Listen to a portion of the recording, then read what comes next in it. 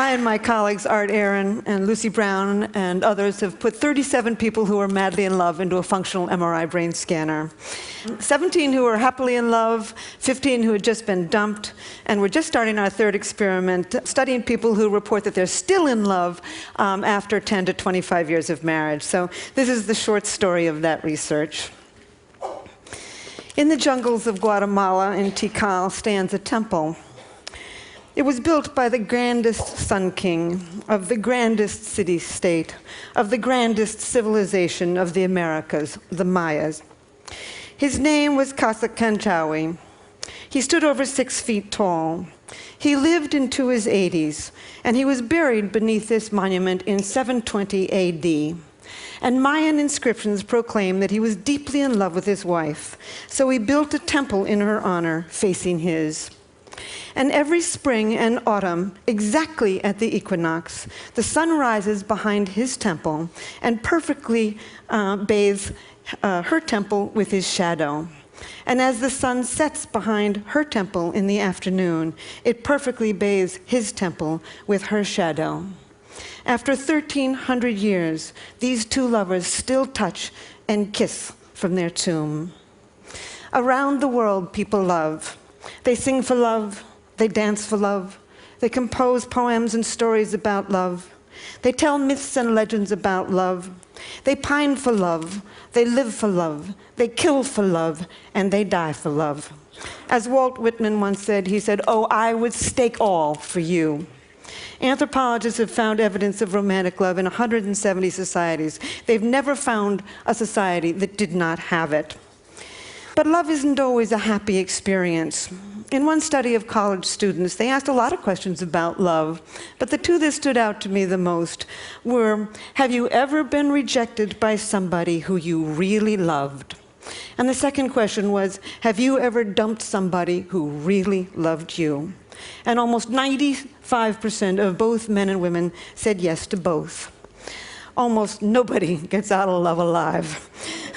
So before I start telling you about the brain, I want to read for you what I think is the most powerful love poem on earth. There's other love poems that are, of course, just as good, but I don't think this one can be surpassed. It was told by an anonymous Kwakiutl Indian of southern Alaska to a missionary in 1896. Here it is. I've never had the opportunity to say it before. Fire runs through my body with the pain of loving you. Pain runs through my body with the fires of my love for you. Pain like a boil about to burst with my love for you. Consumed by fire with my love for you. I remember what you said to me. I am thinking of your love for me. I am torn by your love for me. Pain and more pain. Where are you going with my love? I am told you will go from here. I am told you will leave me here.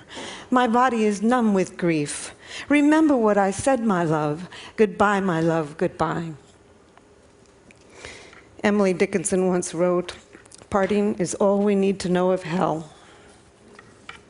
How many people have suffered in all the millions of years of human evolution? How many people around the world are dancing with elation at this very minute? Romantic love is one of the most powerful sensations on earth. So several years ago, I decided to look into the brain and study this madness. Our first study of people who are happily in love has been widely publicized, so I'm only going to say very little about it. We found activity in a tiny little factory near the base of the brain called the ventral tegmental area. We found activity in some cells called the A10 cells, cells that actually make dopamine, a natural stimulant, and spray it to many brain regions. Indeed, this part, the VTA, is part of the brain's reward system. It's way below your cognitive thinking process. It's below your emotions. It's part of what we call the reptilian core of the brain, associated with wanting, with motivation, with focus, and with craving. In fact, the same brain region where we found activity becomes active also when you feel the rush of cocaine. But romantic love is much more than a cocaine high. At least you come down from cocaine. Romantic love is an obsession. It possesses you. You lose your sense of self. You can't stop thinking about another human being. Somebody is camping in your head. As an 8th century Japanese poet said, "My longing had no time when it ceases." Wild is love. And the obsession can get worse when you've been rejected. So right now, Lucy Brown and I, the neuroscientist on our project, are looking at the data of the people who we put into the machine after they had just been dumped. It was very difficult, actually, putting these people in the machine because they were in such bad shape. So anyway, we found activity in 3 brain regions. We found activity in a brain region, in exactly the same brain region associated with intense romantic love. What a bad deal. You know, when you've been dumped, the one thing you'd love to do is just forget about this human being and then go on with your life. But no, you just love them harder. As the poet Terence, the Roman poet, once said, he said, "The less my hope, the hotter my love." And indeed, we now know why. 2,000 years later, we can explain this in the brain. That brain system, the reward system for wanting, for motivation, for craving, for focus, becomes more active when you can't get what you want. In this case, life's greatest prize, an appropriate mating partner. We found activity in other brain regions also, in a brain region associated with calculating gains and losses. You know, you're lying there, you're looking at the picture, you're in this machine, you're calculating, you know, what went wrong, you know, what have I lost? As a matter of fact, Lucy and I have a little joke about this. It comes from a David Mamet play, and there's 2 con artists in the play, and the woman is conning the man, and the man looks at the woman and says, "Oh, you're a bad pony. I'm not going to bet on you." And indeed, it's this brain, part of the brain, the core of the nucleus accumbens actually, that's becoming active as you're measuring your gains and losses. It's also the brain region that becomes active when you're willing to take enormous risks for huge gains and huge losses. Last but not least, we found activity in the brain region associated with deep attachment to another individual. No wonder people suffer around the world, and we have so many crimes of passion. When you've been rejected in love, not only are you engulfed with feelings of romantic love, but you're feeling deep attachment to this individual. Moreover, this brain circuit for reward is working, and you're feeling intense energy, intense focus, intense motivation, and the willingness to risk it all to win life's greatest prize. So what have I learned from this experiment that I would like to tell the world? Foremost, I've come to think that romantic love is a drive, a basic mating drive. Not the sex drive. The sex drive gets you out there looking for a whole range of partners. Romantic love enables you to focus your mating energy on just one at a time, conserve your mating energy, and start the mating process with a single individual. I think of all of the poetry that I've read about romantic love, what sums it up best is something that is said by Plato. Over 2,000 years ago. He said, "The God of love lives in the state of need." It is a need. It is an urge. It is a homeostatic imbalance. Like hunger and thirst, it's almost impossible to stamp out. I've also come to believe that romantic love is an addiction, a perfectly wonderful addiction when it's going well, and a perfectly horrible addiction when it's going poorly. And indeed, it has all of the characteristics of an addiction. You focus on the person, you obsessively think about them, you crave them, you distort reality, your willingness to take enormous risks to win this person. And it's got the 3 main characteristics of addiction. Tolerance, you need to see more and more and more. Withdrawals, and last but not relapse. I've got a girlfriend who's just getting over a terrible love affair. It's been about 8 months. She's beginning to feel better. And she was driving along in her car the other day, and suddenly she heard a song on the car radio that reminded her of this man. And she, not only did the instant craving come back, but she had to pull over the road, from the side of the road, and cry. So one thing I would like the medical community and the legal community and even the college community to see if they can understand that indeed romantic love is one of the most addictive substances on earth. I would also like to tell the world that animals love. There's not an animal on this planet that'll copulate with anything that comes along. Too old, too young, too scruffy, too stupid, and they won't do it. Unless you're stuck in a laboratory cage, you know, if you spend your entire life in a little box, you're not going to be as picky about who you have sex with. But I've looked in 100 species, and everywhere in the wild, animals have favorites. As a matter of fact, ethologists know this. There's over eight words for what they call animal favoritism, selective proceptivity, mate choice, female choice, sexual choice. And indeed, there are now 3 academic articles in which they've looked at this attraction, which may only last for a second, but it's a definite attraction, and this either the same brain region, this reward system, or the chemicals of that reward system are involved. In fact, I think animal attraction can be instant. You can see an elephant instantly go for another elephant, and I think that this is really the origins of what you and I call love at first sight. People have often asked me whether what I know about love has spoiled it for me. And I just simply say, hardly.